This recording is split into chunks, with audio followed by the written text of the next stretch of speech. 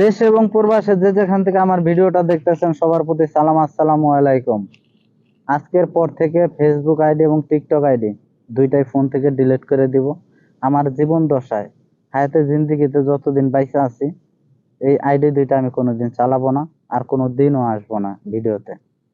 তার কারণ হচ্ছে যে আমার চাচা মারা গেছেন গতকালকে। সে কোটি কোটি টাকার সম্পত্তি হয়ে গেছে, কিছুই নিতে পারে নাই।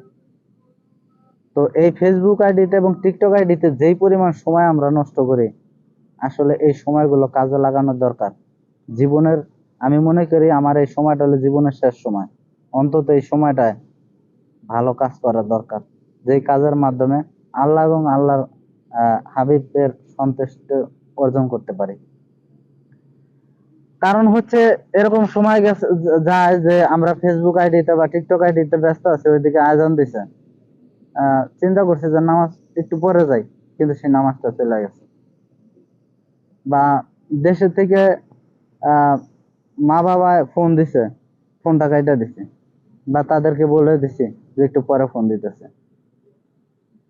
দেশের বিভিন্ন ধরনের ভিডিও দেখা নিজের নিজেকে কন্ট্রোল করতে পারি না। অনেক সময় আজে বাজে কথা এসে পড়ে, আজে বাজে চিন্তা এসে পড়ে।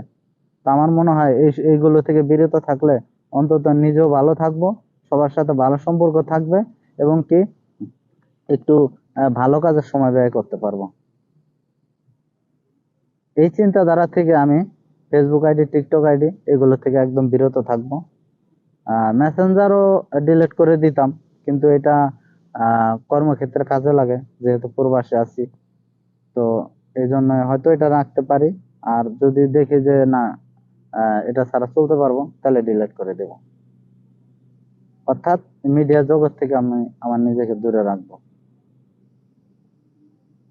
তো সবাই ভালো থাকবেন, দোয়া রাখবেন। আমার অজান্তে যদি কাউকে দুঃখ কষ্ট দিয়ে থাকি, আমার পরিবার, আমার আত্মীয় স্বজন, এলাকাবাসী, দেশবাসী, বা আহ, কর্মের কারণে বিভিন্ন স্থানে বিভিন্ন মানুষের সাথে পরিচয় হয়েছে, যদি কেউ কোনো কষ্ট পেয়ে থাকেন, দয়া করে ক্ষমা করে দিবেন। এই জীবন ক্ষণস্থায়ী। খোদা হাফেজ।